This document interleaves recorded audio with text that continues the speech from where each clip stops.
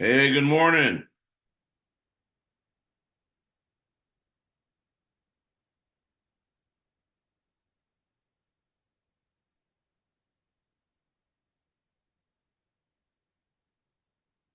Just popping in over here to make sure that we are live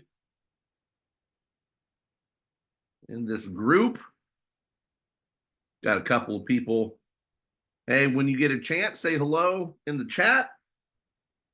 Brady is in the room. Hola, sir. Very good. Hey, this is day 2 of the Double Your Church initiative.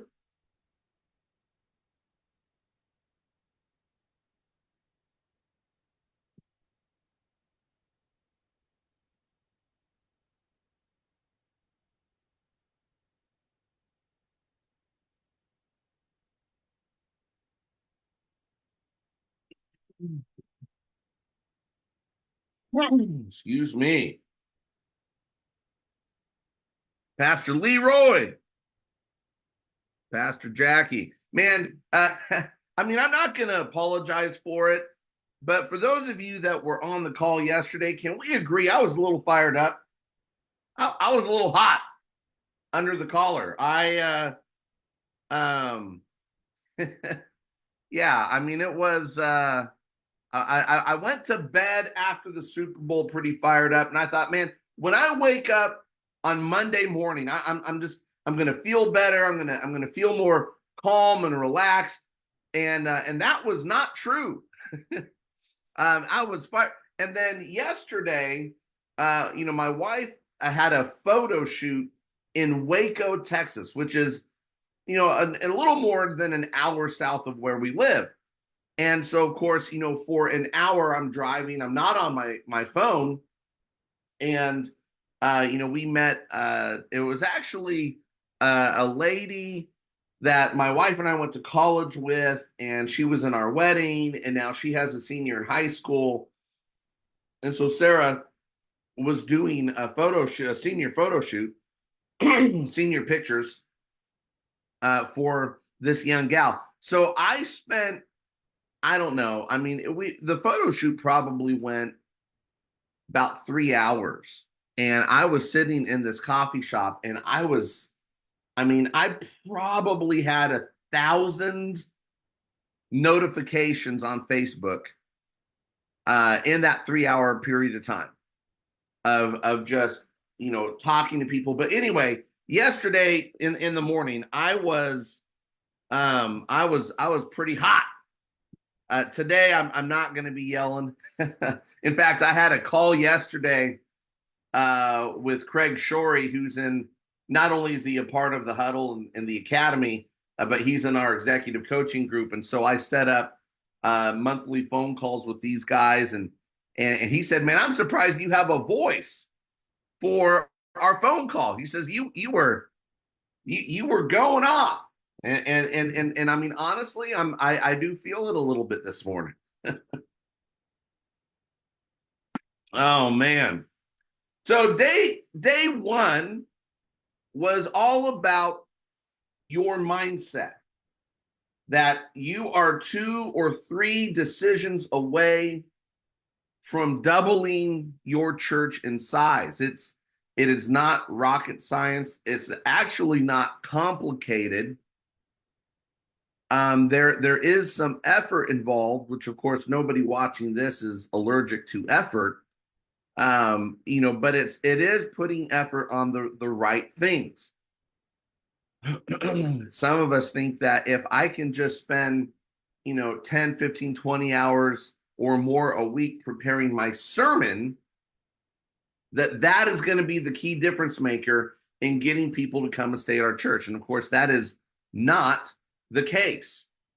And so yesterday we talked about a fixed mindset versus a growth mindset.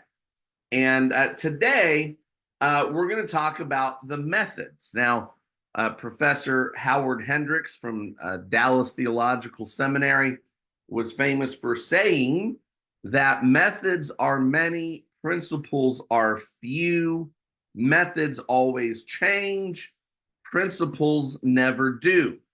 And so one of the things that I've sort of prided myself on when it comes to the church playbook is when we talk about the 6 core principles of growing your church from 0 to 200, they are principles. In other words, it does not matter where your church is located. It does not matter the denomination of your church. It does not matter the size. Whether you have 10 people or 100 people, going from 0 to 200, these are the 6 core principles that you need to employ. Now, using these 6 principles, my church actually went from 0 to 804 years using the same exact principles. But methods are how you operate inside of the principles. So, excuse me. So if you look at principle number 6, which is planning, promoting, and executing a big event, that is the principle. You need to have a place and a space in order for your community to come to, and we're going to add features to what would be a normal Sunday service with the intent to preach the gospel and give people an opportunity to say yes to Jesus. But as I was talking to Craig on the phone yesterday, the method for how you pull off an event is going to be different if you are reaching teenagers versus senior citizens. And so part of this double your church initiative, again, remember, I'm going to pick 20 churches to work one-on-one with, where we're going to meet twice a month one-on-one. I'm actually going to go to your church on a long weekend, and you and I are going to hang out on a Friday. We're going to run your deacons and elders through a 90-day win plan on a Saturday morning. We're going to do a staff and ministry training on a Saturday night. I'm going to preach for you on a Sunday morning. And then, I'm going to work with you on some key methods, which we're going to talk about what those are here in just a second, to help you double your church in attendance before the end of 2024. And so it is just a few key changes, but it depends on who it is you are trying to reach. I believe it was the Vineyard Church, and I want to say it was back in 1980. It could have been late 70s, but I think it was really early 80s. And the way that they started their church was by offering a potty training class. The reason that they offered that class is because they asked 2 questions.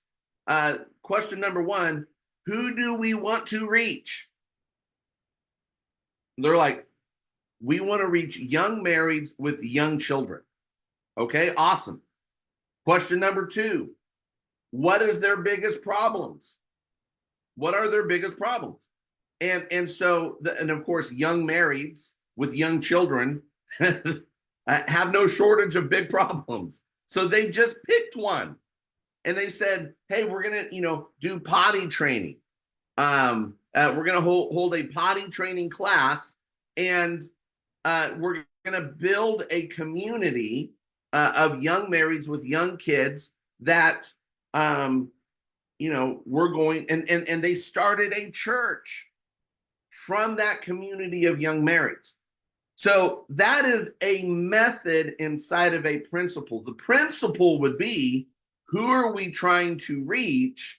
What are their biggest problems? What problems can we help them with? And then, depending on the answers to those questions, those are the methods you employ to reach those people. principles versus methods. Okay. So I want to talk just for a few minutes here about the methods that it is going to take for you to double your church between now and the end of 2024. The first one is CRM. No, that's not a misspelling. Yes, you're going to want to write this down, and let me tell you what a CRM is. If you are in the business world, you might know what this is. If you're a realtor, you definitely know what this is. But it stands for Customer Relationship Manager. Customer Relationship Manager. And so the church equivalent of a CRM is a CHMS, which stands for Church Management System. Now, right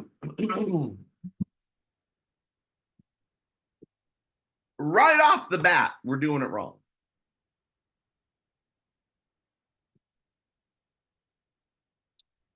A church management system, my first exposure to a CHMS was actually Microsoft Access, which was a database builder. And so you could program Microsoft Access, okay, to hold whatever information you wanted to store about the people that attend your church. So it would be things like, what's their name? What is their home address? What is their home phone number? Because remember, back in the 80s and 90s, we had landlines, right? We had phones that had cords that were attached to the wall. And then if you were a wealthy family, you would have a second home phone number. Now, of course, back in the 90s, that second home phone number would be the line that you would use for your dial-up modem or a fax machine. We'd want to know what your work phone number was. Why? I don't know. Why would we as a church ever need to call you at work? We'd want to know where you worked and what the address of your job was. We wanted all of this information, and we would store it in a database. It was a church management system. We wanted to know your birthday. Now, was that because we were going to send you a birthday card? I know that went around the conference circuit for a few years, but we never did. We wanted to know your anniversary. Was it because we were going to call and wish you a happy anniversary? Of course not. We thought that more information meant better management. And here's the thing. The reason I'm saying all of that is because church management systems only got more complicated. The first non-Microsoft CHMS that I came across was Servant Keeper PC. And of course, back then they had to say it was PC because it would not work with Apple products. It wouldn't work on your Macintosh. There was Shelby. And I mean, that looked like it was that actually looked like it was Microsoft Access with just a different graphical user interface. And then the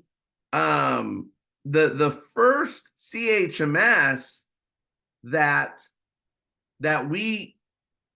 really got promoted like, really, really well was Fellowship One. And this was going to be the answer to all of your church management problems. First of all, it interfaced in the cloud. So they had a special app, an iOS app. And the GUI, the graphical user interface was beautiful. But I'm telling you, the CHMS was developed by software engineers with software engineers in mind. And they were not thinking of Betty, the church secretary who's been working at the church for 60 years. They were not thinking of her when they put this together. Now, on the other hand, a CRM is built with a pipeline in mind. And so they identify a person as a cold audience, a warm audience, and a hot audience. And the pipeline is the process by which you lead a person through those three major phases. And so the idea was the only information that you would ever store about this person was maybe their name, email, and phone number. And there would be a notes section that when you learned about, hey, their son Bobby is in Little League Baseball, you would just type that in so that the next time you called them, you would say, hey, how's Bobby doing with Little League Baseball? Because you're trying to manage a relationship with a customer, not manage a system for the whole church. We need to get back to this managing relationships rather than storing data in systems. Whenever we talk about having a simple follow-up system and using things like Planning Center or Breeze or Tithely or whatever, that gets met with moans and groans because we think of inputting a person's connection card, which asks for way too much information. We think of inputting a church goer's information into the CHMS as homework that I don't have time for. First of all, it's in a system that I don't understand. Second of all, it's so much information. And then third, I don't know what to do with it after that. And so we lean on text in church and their crazy long follow-up plan, which honestly borderlines on stalking. Now it's all customizable. So they just put everything in there. I'm not sure that they really want you to follow up with the person 17 times in 10 days. Okay. So they're probably, hey, we'll leave it up to the end user, for how often they're going to follow up with the new church guest. But we rely on things like other systems that we have to marry into our database and set up automation, because once we get a person's information into the CHMS, we don't know what to do with it. But I'm telling you right now, if you want to double the size of your church, you've got to go back to a CRM way of thinking, not a church management system. Now, I'm working on an app to help you do this. Okay. But between now and then, okay, I don't care if you're using the Notes app on your phone. You need to do a better, more strategic job of managing the relationships. If you're not talking to one person, take Joey who goes to your church. If you're not talking to Joey at least once every 8 days, you're not managing a relationship. You're storing his data, but you're not managing a relationship. All right. The next thing, the methods when it comes to doubling your church in size is we've got to simplify your ministry offerings. In the church playbook, we call this picking the right offense and defense. Now, I coached football 20 years. I can always tell who the rookie coaches are on the first day of practice. They show up with the playbook this thick. Okay. My playbook has 8 plays in it. And now over the season, we might change the way that those look, but we run 8 plays. And these rookie coaches show up with the playbook that came from John Madden's video football game. Okay. We got to take what you're offering and we've really got to shrink it down to what's most essential. People, back in the early 2000s, the statistics were people would give up to 2 times a week to things of faith. It's not like that anymore. And if they give 2 times a week to things of faith, it's on short term, right? So, first of all, they won't even go to church every week. Okay. And if you manage to get someone that goes to your church regularly and then you get them into a midweek Bible study, they're only going to attend that up to 6 times. And then they need a break. We got to start thinking in terms of seasons, right? Hey, on Sunday, the National Football League season ended. Okay. Now, in 2 weeks, they're going to do the combine, but that's only going to be a few days. And then a month after that is going to be the NFL draft, but that's only 3 days. And then there's rookie camp, but that's only a week. And then there's training camp in July, and then the preseason starts in August, and then the regular season, but preseason's only 4 weeks. And then the regular season starts in September. So you got to think in terms of seasons. Instead of trying to offer all of these different, Bible studies, classes, events, start making your Sunday morning an event worth going to. I promise you, if you make your Sunday morning an event worth going to, you won't feel the need to do all of these other things. Okay? So we're going to simplify your ministry offerings. Next, I'm going to streamline your weekly schedule. Now listen to me. I still pastor a church. I'm done by Wednesday. Every now and then I might have to put in on a Thursday. I get at least 2 days off a week and half a Sunday.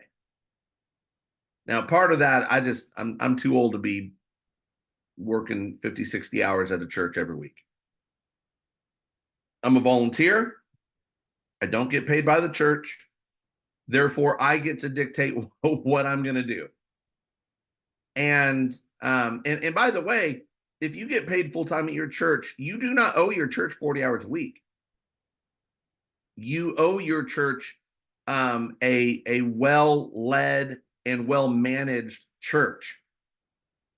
Now, there are some weeks, the week before Easter, that's a 60-hour week. Okay. There are seasons, those 8 weeks from Easter to Memorial Day. No time off, baby. We're working hard. Okay. But, I've got another phone. I'll turn off my phone for a week, 2 weeks at a time. And it's like, listen, um, you know, if there's an emergency, they'll figure it out. Or if there's an emergency where I need to be involved, I promise you, they know someone who knows how to get a hold of me. But they don't need to have my private phone number. So we've got to streamline your weekly schedule so that you don't need to take a sabbatical from your life. Like we need to order your life in the kind of way that you don't need a vacation from, because you're getting enough time off every single week. And I'm gonna streamline your schedule for you. You're gonna do meetings on this day, and you're gonna do sermon prep on that day. And this is how you know your sermon is done. Okay. So I'm going to come in. I'm going to streamline your weekly schedule. You're going to start spending more time with your family, and you're going to start loving your life. You're going to wake up with gratitude. You're going to wake up. And again, some of you work full-time jobs outside of the church. And it's like, you're going to love ministry because it's not, you don't have to do 7 days a week. Okay. We're going to streamline that schedule. We're going to strategically plan out your year. You and I are going to sit down. We're going to get a big old calendar, and we're going to put up every communion Sunday, baptism Sunday, baby dedication, every teaching series you're going to do. First thing that we're going to do is put your vacation schedule on there. And even if you can't afford to get away, we're going to find out when you're going to be off. And Brady says, I work a full-time job and run my business on top of trying to grow the church. I get it. I run multiple businesses. I planted a church from scratch. I understand what it means to be busy. But we're going to be strategic. We're going to streamline, and so you're not burning the candle from both sides in the middle. Then we're going to simplify your Sunday mornings. Okay, you're going to have a simple and repeatable process by which to do worship services that engage the heart, inform the brain, and are just edgy enough that people will tell their friends, you got to come to my church. You just got to come check it out. Okay. But we're going to simplify your Sunday mornings, and it's, so you don't have 17 moving pieces when you're the only staff member. Okay. Simple doesn't mean bad. Simple can be sexy. Simple can be fun. Simple can be useful. Okay. And then we're going to plan out 3 to 5 big events every year. And again, this is going to go on your calendar. And as we plan out these events, you're going to have plenty of time to promote these events. I'm going to show you 10 different ways that are either inexpensive or free to promote these events. And listen, the reason that when it comes to growing your church, the reason we don't start with this is because if you don't have a way to manage the relationships of the people that come through the doors of your church, getting people to an event is actually easy. The hard part is getting them to come back. So you've got to build out the systems beforehand before you invite anybody. Okay? So this is what we're going to do. When it comes to doubling your church, we talked about mindset yesterday, but there are methods to doing this. And that's why I'm going to pick 20 churches at the end of this week to work with one-on-one. I'm going to meet with you twice a month. We're going to pick a date on the calendar for me to come to your church on site for a long weekend. of planning and training. And then I'm going to give you that Sunday off of preaching. I'm going to preach for you that weekend. And then, we're going to, like I said, everything we just went through, the calendaring, the simplifying, the strategery, the big events. I'm gonna walk with you throughout the rest of this year. And by the time we get to the end of 2024, here's what I promise you. Every single one of you are going to have 100 people come to your church every weekend. And I want you to start, but before I get out of here, and again, give me number 4 again.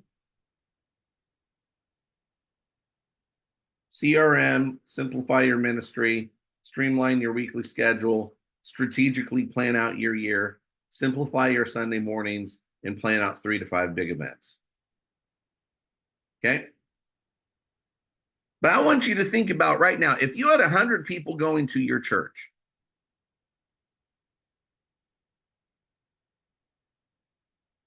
$25 families. You can manage 25 families.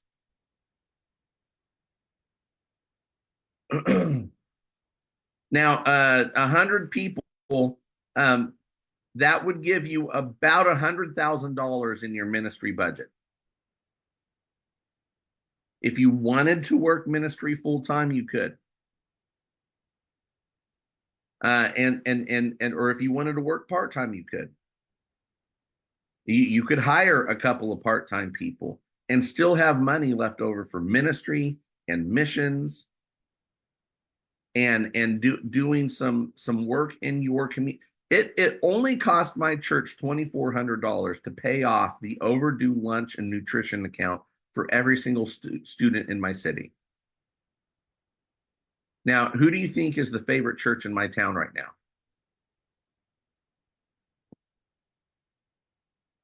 It's not hard. You just need someone that's going to walk alongside of you. So I want you to start thinking about a year from now. What's it going to look like when you've got 100+ people coming to your church?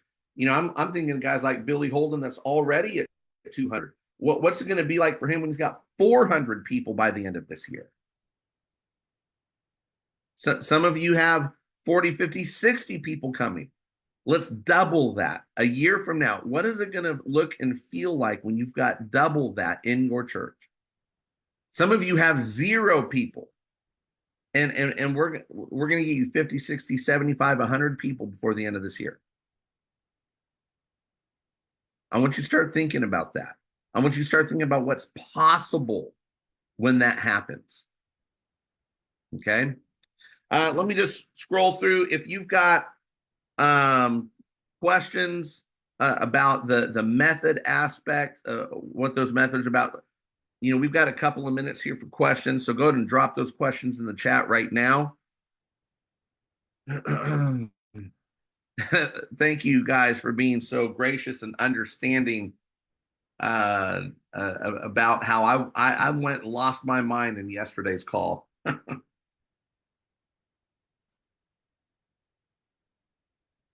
Craig Shore's in the room.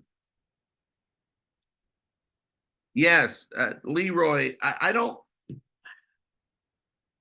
This is one of the things that the church needs to learn from the business world. Look, there's a lot of things that the business world can learn from the church. But the church needs to learn from the business world too.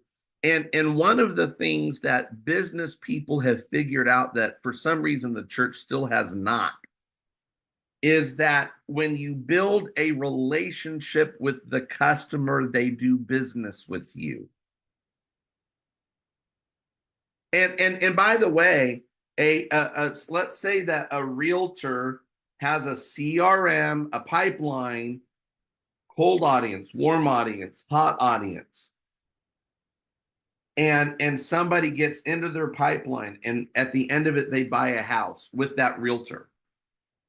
Do you think that realtor gets rid of their information? No. because they're going to call them in 6 months to see if they want to refinance their loan.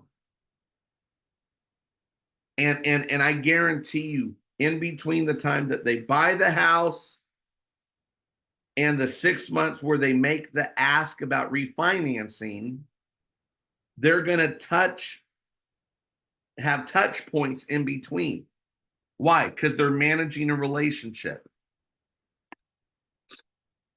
Church has a lot to learn. It's not enough to store data on a person. You have to manage the relationship.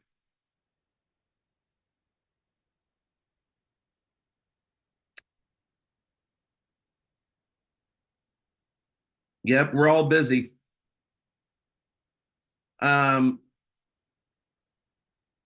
Recommendations on how to make music more appealing when using YouTube.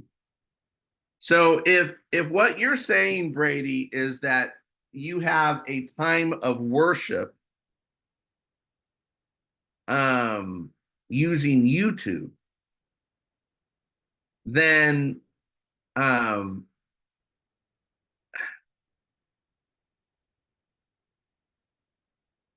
you have to think about it from the point of the people in the seats. Like, we're so intent on following a certain structure and having certain ingredients in a worship service. And I get it. Worship service means we are going to worship. But here's the thing. There are a lot of ways to worship that don't involve singing. Now, if it were me, first of all, I mean, I would never hold. There's a difference between a Bible study and a worship service. If you don't have people in your church, you don't have a worship service. Okay, maybe you have a Bible study. And if it were me, and I was set on having worship music in the service and using YouTube, I would do no more than one song, and I would not make it a participatory part of the service. So in other words, what I would do is, let's say, I would take a song that matched up with my sermon, and either at the front end of the service or at the back end at the end of my sermon, I would have a response time, not where people are getting out of their seats. I know my charismatic friends don't feel like Jesus is in the room unless people are rolling around in the aisle, and I'm joking, but I would take a song and then I would tie the end of my sermon to the lyrics of that song. And as a part of the response time or setting up the sermon, I would say, hey, some of us walked in here with some pretty big burdens. You got a call from your doctor that you weren't expecting. The bills are piling high. You had a fight with your spouse that seems like, this is it, like we're going to be done, and you really don't see a way forward. But we worship a God who is literally the way maker. He makes streams in the desert. He makes water come out of a rock. He's a miracle working waymaker. And so right now, here's what I want us to do. I want you to take your biggest burden, your prayer. The word of God tells us that we need to cast our cares on the Lord because he cares about us. And I'm going to play this song. It's going to be up on the screen.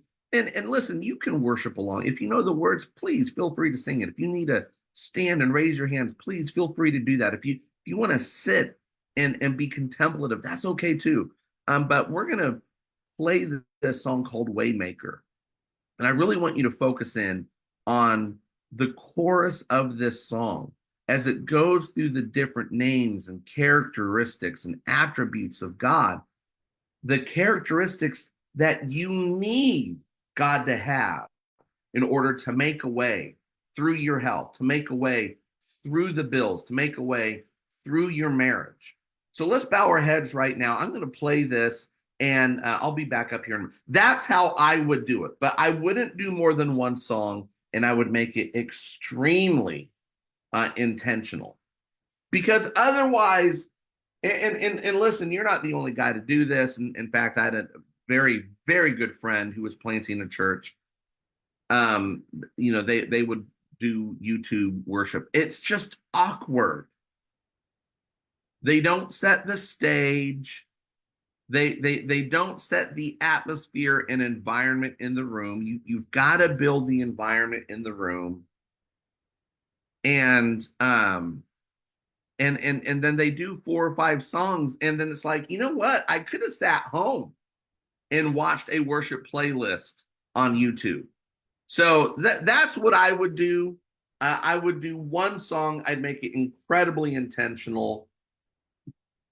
I hope that was helpful. Billy says, thanks for the shout out. It's happening. We've seen people increasing by 10 people per week for each service now for 3 weeks straight. We have all of these initiatives in place, but honestly worried about our staff growing and being stuck playing catch up to the growth. And Billy, this is where, you're at a different stage. There are things, and I think I sent you a Calendly link to make an appointment in the executive coaching group. I think I've messaged it to you personally, because you and I need to have a different kind of conversation than, say, Craig and I had yesterday. Craig just got hired at this church in November, and there's some foundational questions that need to be answered at his church, where you guys are in a different stage, in a different season. And you're right. I mean, listen, 200 to 400 is about staffing. It's about staffing, not systems, because you can't get to 200 without systems. And so now you got to have the staffing conversation, and AKA structure conversation, which you and I have had a little bit of that conversation, but there's some real strategies you can employ, to get that staffing and structure, getting the right people in the right seats on the bus. That's good. Yeah, Brady says yes, usually 3 songs. And listen, music is incredibly important. It has a way of bypassing the intellect and going straight to the heart. And so when people walk in the room and they've got mental defenses, the right song can get past all of that and get right to their heart. So music is incredibly important. No, I don't think that 45 minutes is too short. Probably anything less than that would feel too short. But again, there's there are other things that you can include to make the service feel fuller, just in terms of what you're featuring in the service, and more collaborative. Then there are things that you can do when you have 15 people in the room that you can't do when you have 150 people in the room. Dennis is watching. Hello, Dennis. Good to see you, man. All right. So that's what we got for today. But, if you did not watch day 1, I think I have it pinned in the huddle. Watch that video. Please forgive me up front for going off like a crazy man. Yesterday was about the mindset. Today is about methods. And then tomorrow, I think we're talking about marketing a little bit. So love you guys a ton. Drop your questions in the chat. If you have questions, if you're watching the replay, I always come back and answer the questions. But we will see you tomorrow. God bless.